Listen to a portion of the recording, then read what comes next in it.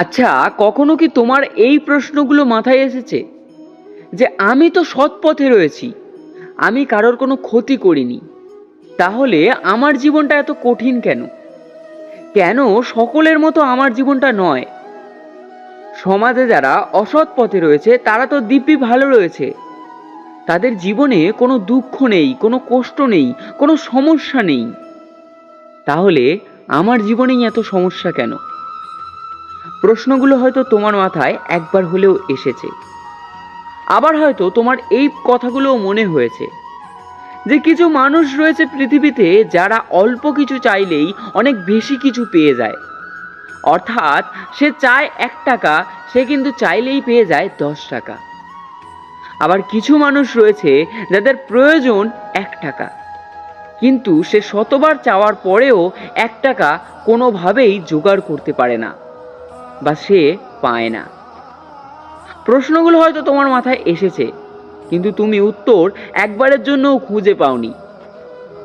তাহলে আজকে আমি তোমাকে বলবো একটু ধৈর্য সহকারে ভিডিওটা শেষ পর্যন্ত দেখে নেওয়ার কথা, কারণ আজকের এই ভিডিওটিতে আমি তোমার সমস্ত প্রশ্নের উত্তর দেব এবং বুঝিয়ে দেওয়ার চেষ্টা করব ভগবান শ্রীকৃষ্ণ ঠিক কিভাবে আমাদের জীবনের পথ দেখিয়েছেন।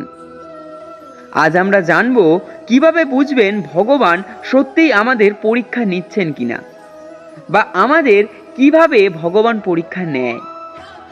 তাই সকলকে বলবো শেষ পর্যন্ত অবশ্যই ভিডিওটা দেখার কথা, কারণ শেষের কথাটি গীতার এমন একটি শিক্ষা যা আমাদের সকলের জীবনকে বদলে দিতে পারে। তাই চলো আর বেশি দেরি না করে আজকের ভিডিওটা শুরু করছি। ভিডিওটি তোমরা সমস্ত শেষ পর্যন্ত দেখো এবং ভালোভাবে বুঝে নেওয়ার চেষ্টা করো। তাই নমস্কার বন্ধুরা, আশা করব তোমরা সকলেই ভালো রয়েছো এবং গীতা জ্ঞান বাংলা চ্যানেলে তোমাদের সকলকে স্বাগতম। তাই চলো আজকের এই বিষয়বস্তুটা শুরু করা যাক, যে ভগবান আমাদের পরীক্ষা করলে আমরা ঠিক কিভাবে বুঝতে পারবো। মাঝে মাঝে আমরা দেখি আমাদের জীবনটা ঠিকঠাকভাবেই চলছিল, অর্থাৎ জীবনে কোনো বাধা ছিল না, কোনো সমস্যা ছিল না, ঠিক যেন জীবন নিজের গতিতেই ছন্দহারা হয়ে চলতে থাকছে। কিন্তু হঠাৎই সব যেন ওলটপালট হয়ে গেল। অর্থাৎ আমাদের জীবনে কোনো কিছু বাধা ছিল না, কিন্তু হঠাৎই যেন কোথাও থেকে হঠাৎই কোনো বড় বিপদ চলে এলো এবং আমাদের জীবনটা একটা বড় সমস্যায় পড়ে গেল। আচ্ছা, কখনো কি তোমার সাথে এমন হয়েছে? হ্যাঁ, নিশ্চয় হয়েছে, কারণ এটা সমাজের নিয়ম, আর এটা প্রত্যেকের সঙ্গেই হবে। কারণ ভগবান শ্রীকৃষ্ণ বলেছেন আমাদের জীবনে সুখ বা দুঃখ চিরস্থায়ী নয়, এটা হচ্ছে একটা ঋতুর মতো। ঠিক যেমন বর্ষাকাল বা গ্রীষ্মকাল কিছু সময়ের জন্য আসে এবং আমাদের পৃথিবীতে থাকে, তারপর আবার তারা চলে যায়। ঠিক সেইভাবে আমাদের জীবনের সুখ দুঃখ, কখনোই আমাদের জীবনে দুঃখ চিরস্থায়ী নয় বা আমাদের জীবনে সুখ চিরস্থায়ী নয়। এগুলো কিছু সময়ের জন্য আমাদের জীবনে আসে এবং সময় শেষ হলে ঠিকই চলে যাবে। তাই ভগবান শ্রীকৃষ্ণ এই প্রসঙ্গে বলেছেন জীবনের কঠিন সময় সব সময় শাস্তি নয়, অনেক সময় এটি মানুষকে আরো শক্তিশালী করে তোলার একটি পথ। অর্থাৎ ভগবান শ্রীকৃষ্ণ আমাদের এটাই বোঝাতে চেয়েছেন যে যখন আমাদের জীবনে কোনো সমস্যা আসে বা দুঃখ আসে, আমরা তখন ভগবানকে স্মরণ করি এবং ভগবানকে বলতে থাকি যে আমাদের এই বিপদের হাত থেকে রক্ষা করো। এবং সেই কারণেই ভগবান শ্রীকৃষ্ণ বলেছেন যে সবসময় জীবনের খারাপ পরিস্থিতি বা সবসময় জীবনের খারাপ সময় মানেই যে সেটা তোমার জীবনের শাস্ত্রী, এটা কখনোই ভেবো না। অনেক সময় এটা হয়তো তোমাকে তোমার জীবনের আরো বেশি কিছু পাইয়ে দেওয়ার একটা রাস্তা, এবং তুমি বর্তমান সময়ে সেই রাস্তার মাধ্যমেই হেঁটে চলেছো। তাহলে আশা করছি প্রথম পরীক্ষাটা তুমি নিশ্চয়ই খুব সহজেই বুঝতে পেরেছো যে ভগবান শ্রীকৃষ্ণ বা ভগবান আমাদের ঠিক কিভাবে পরীক্ষা করেন, আমাদের জীবনে সফলতা আসবে নাকি আসবে না। আচ্ছা, প্রথম পরীক্ষাটা তো আমরা বুঝতে পারলাম, তাহলে দ্বিতীয় পরীক্ষাটা কি? দ্বিতীয় পরীক্ষা হচ্ছে ধৈর্যের পরীক্ষা। তাহলে আমরা বুঝবো কিভাবে যে ভগবান আমাদের ধৈর্যের পরীক্ষা নিচ্ছেন? ধৈর্যের পরীক্ষা ভগবান তখনই নেন যখন আমরা কোনো কিছু কাজের জন্য বা কোনো কিছু পাওয়ার জন্য দিন রাত পরিশ্রম করি, এবং সেই সময়তেই ভগবান শ্রীকৃষ্ণ আমাদের একটু পরীক্ষা করে দেখেন আমাদের মধ্যে ধৈর্য আছে কিনা। আশা করব তোমার জীবনেও একবার হলে এই ঘটনাটা ঘটেছে যে তুমি একটা জিনিস পাওয়ার জন্য দিন রাত পরিশ্রম করছো, আপ্রাণ চেষ্টা করছো, কিন্তু কোনোভাবেই সফলতা আনতে পারছো না, এবং এটাই হচ্ছে তোমার ধৈর্যের পরীক্ষা। গীতায় শ্রীকৃষ্ণের একটি বিখ্যাত শিক্ষা রয়েছে।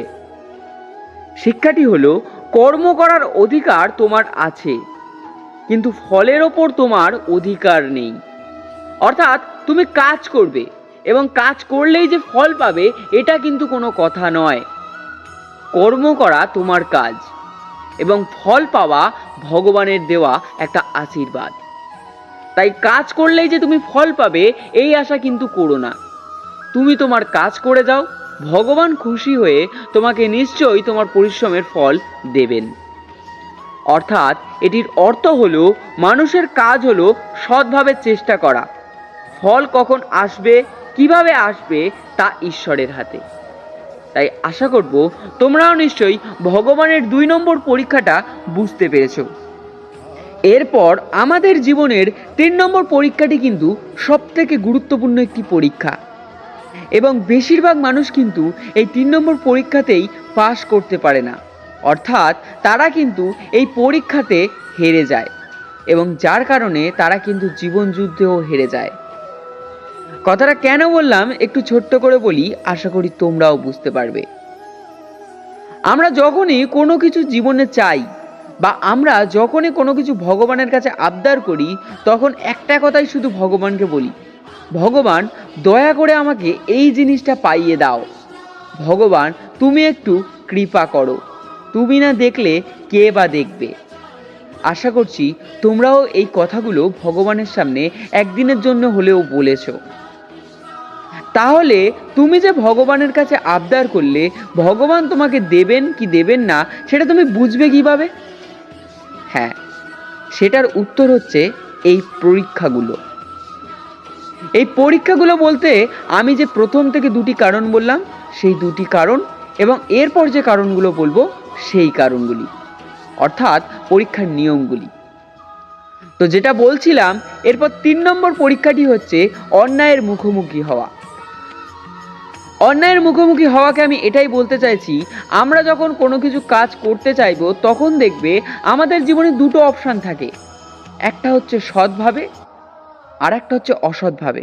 আর এই সময়ে আমরা সব সময়ের জন্য দেখেছি যে সৎ পথে কাজটা করা খুবই কঠিন, আর অসৎ পথে সেই একই কাজটা করা খুবই সহজ। এবং এটা তোমার কাছে কিন্তু জীবনের অপশান নয় যে তুমি কোন পথটা বেছে নেবে। এটা হচ্ছে ভগবানের একটা পরীক্ষা, তুমি অন্যায়কে প্রশ্রয় দেবে নাকি অন্যায়ের বিরুদ্ধে রুখে দাঁড়াবে। এবং এই জায়গাতেই যে সমস্ত মানুষরা অসৎ পথ বেছে নেয় বা অন্যায়কে বেছে নেয় তারা কিন্তু জীবনযুদ্ধে হেরে যায়, এবং ওখানেই তার স্বপ্ন অসম্পূর্ণ রয়ে যায়। তাই জীবনে যখন কোনো কিছু চাইবে বা জীবনে যখন তোমার কোনো কিছু দরকার, তখন সবসময় সৎ পথে থাকার চেষ্টা করবে এবং অন্যায়ের বিরোধিতা করার চেষ্টা করবে। তাহলে দেখবে ভগবান তোমার প্রতি আরও বেশি খুশি হবেন এবং তোমার স্বপ্নকে আরও খুব তাড়াতাড়ি তোমার কাছে পৌঁছে দেবেন। তাই চলো এরপর আমাদের 4 নম্বর পরীক্ষাটি কী রয়েছে সেটাই একটু দেখে নিই। এরপর ভগবান আমাদের 4 নম্বর যে পরীক্ষাটি নেন সেটা হচ্ছে আমাদের জীবনের একটি গুরুত্বপূর্ণ পরীক্ষা, সেটা হচ্ছে একাকিত্বের মুখোমুখি। কথাটা কেন বললাম একটু ছোট্ট করে বলি। আশা করব তুমিও একটা ব্যাপার লক্ষ্য করেছো, যখন তুমি কোনো কিছু পেয়ে যাও বা তুমি যেই জিনিসটা পাওয়ার অপেক্ষায় দিনের পর দিন অপেক্ষা করেছো এবং অপেক্ষার ফল তুমি স্বরূপ তোমার মনের মতো জিনিসটা তুমি পেয়েছো, তখন তুমি দেখবে তোমার প্রিয়জনরা বা তোমার আপনজনরাই সেই জিনিসটাকে পছন্দ করছে না, এবং তোমাকে হয়তো সেটার জন্য বিভিন্ন কথা শুনতে হবে বা তোমাকে হয়তো সেই জিনিসটার প্রতি মায়া ত্যাগ করার কথা শুনতে হবে। এবং এখান থেকেই একাকিত্বের পথ চলা শুরু হয়। তাই ভগবান শ্রীকৃষ্ণ বা ভগবান আমাদের এখান থেকে এটাই শেখান যে একাকিত্বকে কিভাবে তুমি মানিয়ে নেবে। কারণ বারবার আমরা দেখেছি, বারবার যখন কোনো কাজ করার চেষ্টা করি এবং যখন সেই জিনিসটায় ব্যর্থ হই এবং ব্যর্থ হতে হতে হতে হতে যখন আমরা একটা জিনিসে সফলতা অর্জন করি, সেই সফলতায় অনেক মানুষ খুশি হলেও প্রিয়জনরা কিন্তু বেশিরভাগ সময় খুশি হয় না। হ্যাঁ, এখানে কিন্তু আমি সবার কথা বলছি না। আমরা লক্ষ্য করলেই দেখতে পাবো কিছু মানুষ খুশি হয় আর কিছু মানুষ খুশি হয় না। ব্যাপারটা তোমরাও জানো। তাহলে আশা করব তুমি নিশ্চয়ই খুব সহজেই বুঝতে পারলে যে ভগবান আমাদের কীভাবে পরীক্ষা নেন এবং তার চারটে দিক কি কি।